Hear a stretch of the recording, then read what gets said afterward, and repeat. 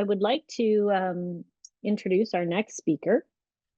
Flavia Marrone graduated in biomedical engineering with a specialization in biomechanics at the Politecnico di Milano in 2022. She then started her PhD in mechanical engineering, focusing on the study of the effect of foot transmitted vibrations on humans at the workplace. And we had the delight of hosting Flavia here at Laurentian as she's doing a partnership with Dr. Goggins. So if you are comfortable to begin, I will let you do so. I will say, I know Flavia is a little bit nervous because English is her second language, but she's actually really terrific at English. So yeah. Good morning, everybody, and thank you, Dr. Dorman, for introducing me. I'm very glad to be part of this conference for the second year. I don't know if the presentation is correct. You see everything well? Yeah, we do. So, yep, looks good. Okay, perfect. So I'm Flavia Marrone. I'm a PhD candidate in mechanical engineering at Politecnico di Milano. And I'm here to present the highlights of my PhD research on foot transmitted vibration. And my research is, I'm conducting my research in the Human Vibration Lab in Lecos campus, but also in collaboration with CROSH. Before start with the presentation, I will remind you just few notion about vibration that will be very useful to understand the presentation. So what is a vibration? Vibration is a mechanical oscillation around an equilibrium point and can be represented through a curve in a time domain. Depending on the type of vibration, the vibration could be characterized by specific parameters like amplitude and frequency. The amplitude is expressed like a displacement, a velocity, or acceleration, and indicates the magnitude of the oscillation. Instead, the frequency is expressed in Hertz and indicates the number of oscillation repeated in temporal unit.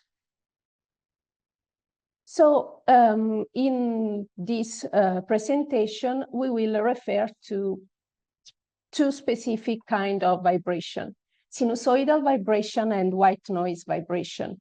The sinusoidal vibration, also called harmonic vibration, is a periodic vibration. This means that the oscillations are repeated always with the same amplitude and the same frequency. For example, here you can see an example of sinusoidal vibration with different frequencies value.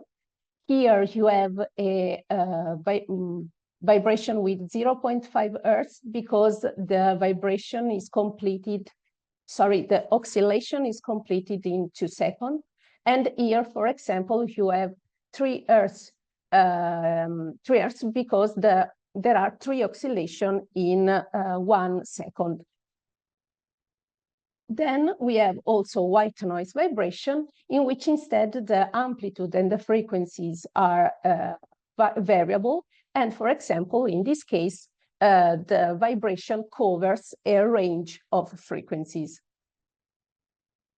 Okay, so probably everybody knows these things, but just to have a overall view, what do workers have to do with vibration?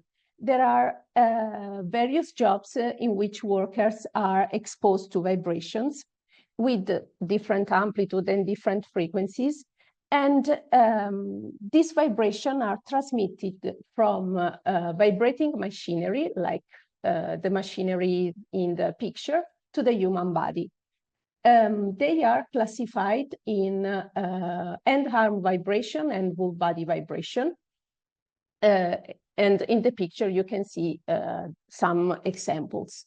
But as also Dr. Thompson said before, the exposure to vibration in work environment could be very dangerous, because there are scientific studies that reported that there are musculoskeletal, neurological, and also vascular diseases associated with vibration exposure. For this reason, there are ISO standards dedicated to the mitigation of the occurrence of these occupational diseases.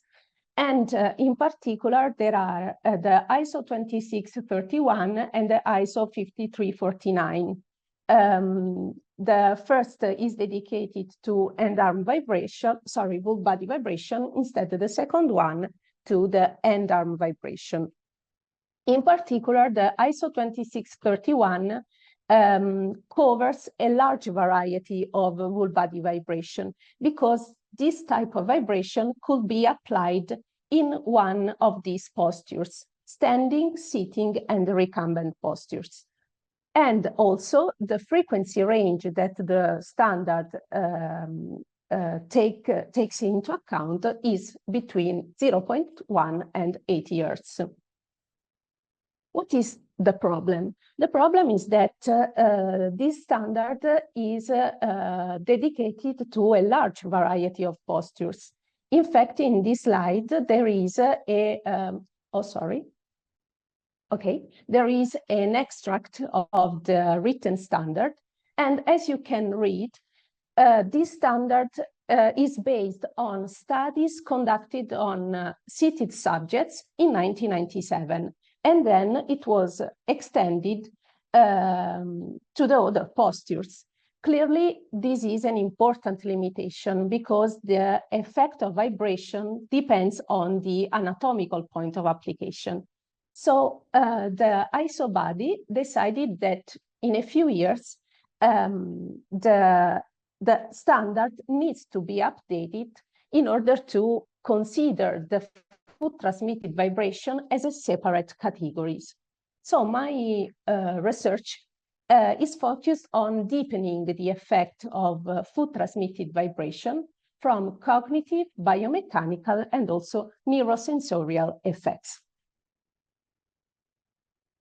Okay, for the first part of my research, we considered that ISO standard has two important limitations.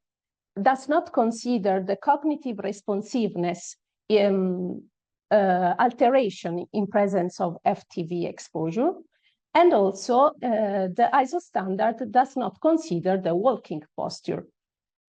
So I dedicated the first part of my research in investigating the whole body effect of food transmitted vibration in walking subjects by considering the reaction time and the locomotion parameters alteration.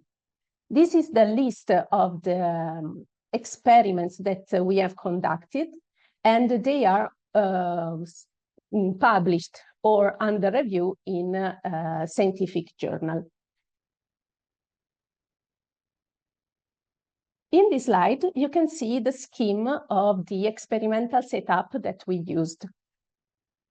There is a vibrating platform that is a treadmill mounted on a linear rail guide that is controlled by a function generator. The function generator applies to the treadmill a mediolateral oscillation. Mediolateral means left-right direction. And in particular, in this case, we will refer to sinusoidal vibration. Then we used another device that is a VPT device. VPT is a psychomotor vigilance test, and it is a cognitive test that is used to record the reaction time to visual stimulus. This means that the subject holds a button in his hand, and as soon as a light stimulus or in general a visual stimulus appears in front of him, he has to press the button and the corresponding reaction time is recorded. Then we used also some motion capture system.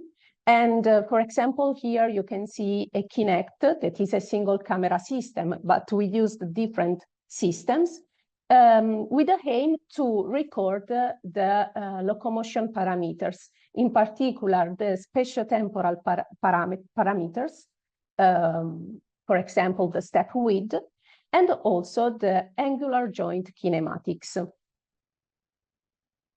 Here, the first experiment. As you can see, there is 20 male subjects underwent two different PVT trials. In particular, in the baseline, the PVT test was executed alone. In vibration trial, the test was executed during vibration exposure.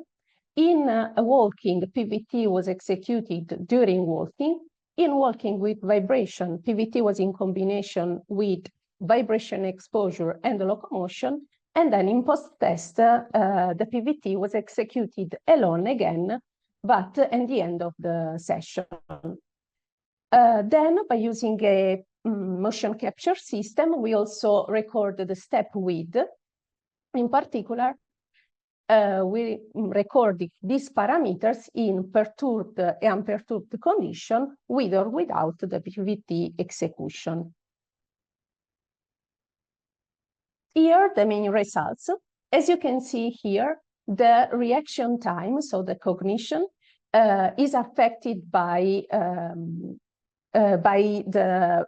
vibration. In particular, the bars in the middle of the graph are higher with respect to the gray bars. This means that the reaction times in presence of walking and or vibration is affected with respect to the baseline condition. Regarding the step width instead, we also see that this parameter is higher in perturbed condition with or without the PVT execution. So this means that in unperturbed condition, the step width is lower. So these results suggest that subjects increase their base of support to maintain balance, which in turn distracts the subjects in performing the cognitive task and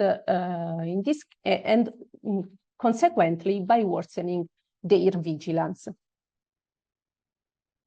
So far, we tested just one single level of vibration, in particular, a sinusoidal vibration with one single frequency value. So in the next experiment, we tested 30 subjects and they walked in 6 different vibration conditions characterized by different frequencies value.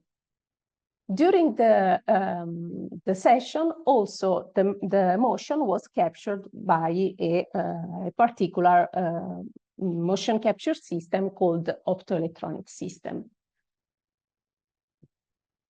Here you can see the main results.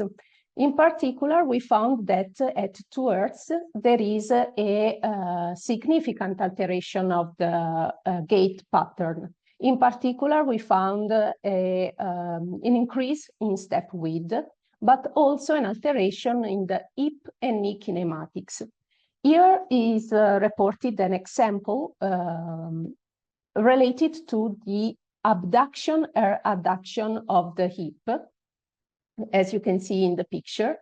And for this adduction, we refer to the movement of the hip in the frontal plane.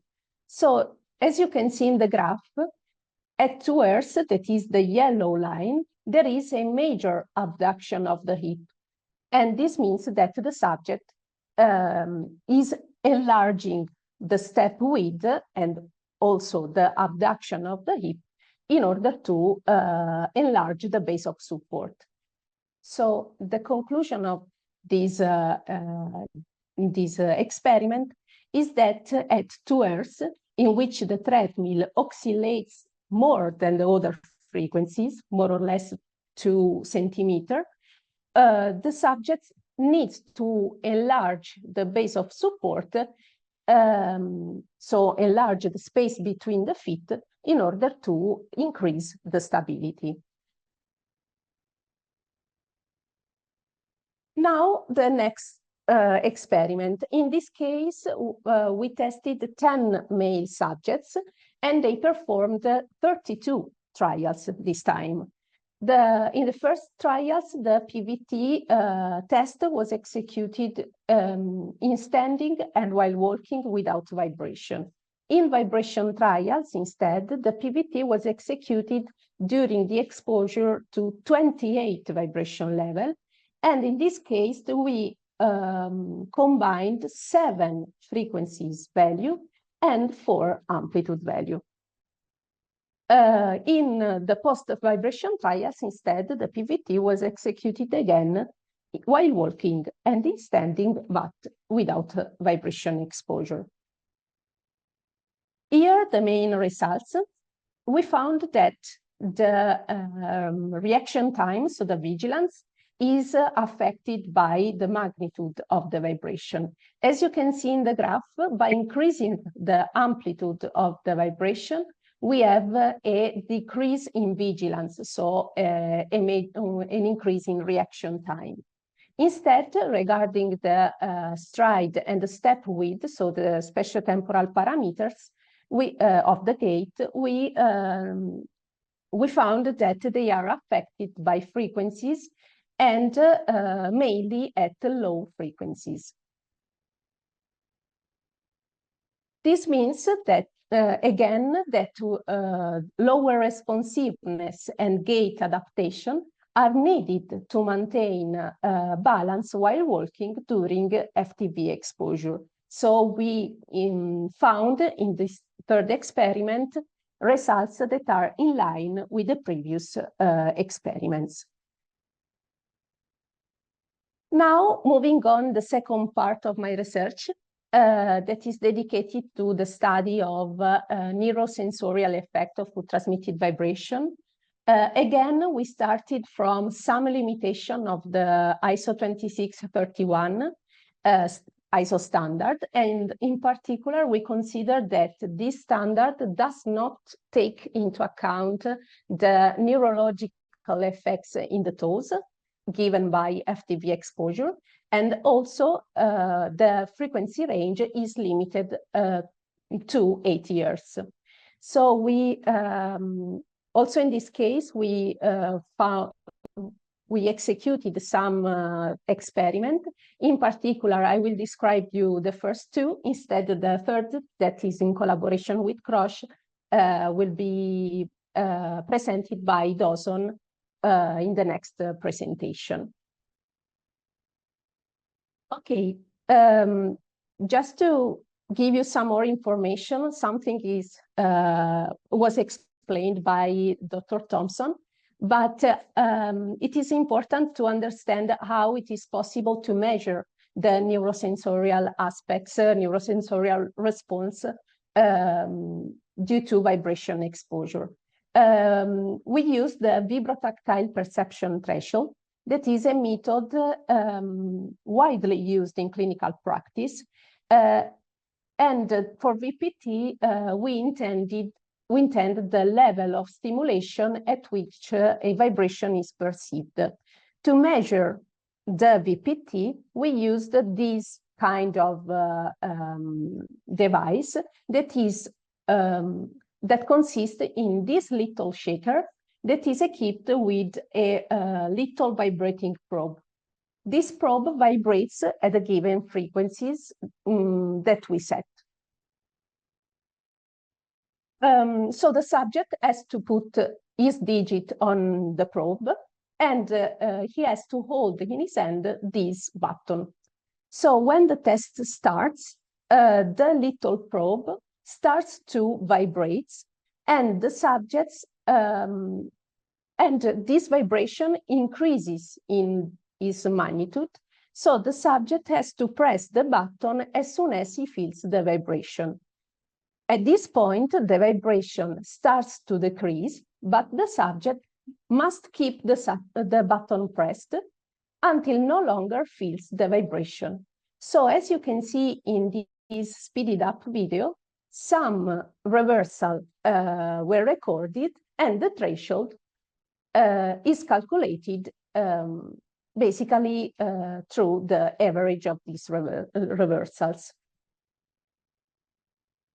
So in the first experiment, we measured the VPT in the fingers and in the toes of 18 LT subjects.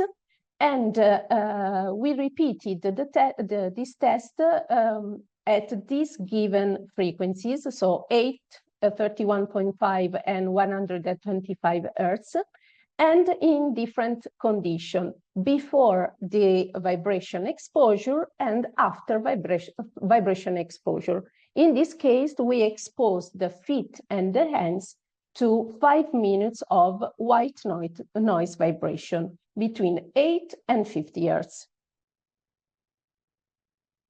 Here you see the main results. In particular, we found that the VPT, so the vibrotactile perception threshold, increases with frequency. Then we found a similarity between hand and foot, the hand in gray line and foot in orange line, but limited to the low frequencies. In fact, this similarity decreased by increasing the frequency. You can see that these graphs are very different at 125 Hertz. So we deduce from this work that there are similarities between hand and foot. And as you already know from the Dr. Thompson presentation, there are the same health effects, for example, Raynaud syndrome, in the hands and in the feet. So we wonder if standard dedicated to end arm vibration could also be adapted or modified for foot transmitted vibration. Then, to have an overall overall view of the problem, we decided to repeat the same experiment in a older population. And we found that the age has effect on vibration threshold. And in particular, in the toes, we found that by increasing age, we have a loss of perception. And again, this is a sort of limitation of the standard because age is an aspect that it's not considered for the by the normative. So in conclusion, just to summarize all these experiments, for the first part of my research, the experiments demonstrated that foot transmitted vibration during walking has negative effect, both on vigilance and gait biomechanics. The reason is that the subject is more focused on maintaining balance, and this is more evident when the treadmill, so in general, the floor oscillates with wider displacement. This means that the worker may be distracted while performing work tasks, and also the worker may adopt non-physiological gait strategies. In other words, this means that the worker is more exposed to risk of accident and injuries. Regarding the second part of my research, we found interesting results. For example, we found the similarity between hand and foot in vibrotactile perception at low frequencies, and also we found an important role of the age. In any case, more further studies are needed to investigate this aspect before making overall conclusion. So we can say that my research helped a bit in understanding the FTV effect on the human body, but in particular in workers. And I hope that more studies will be done in the future. And for my hand, it's all. And thank you for your attention.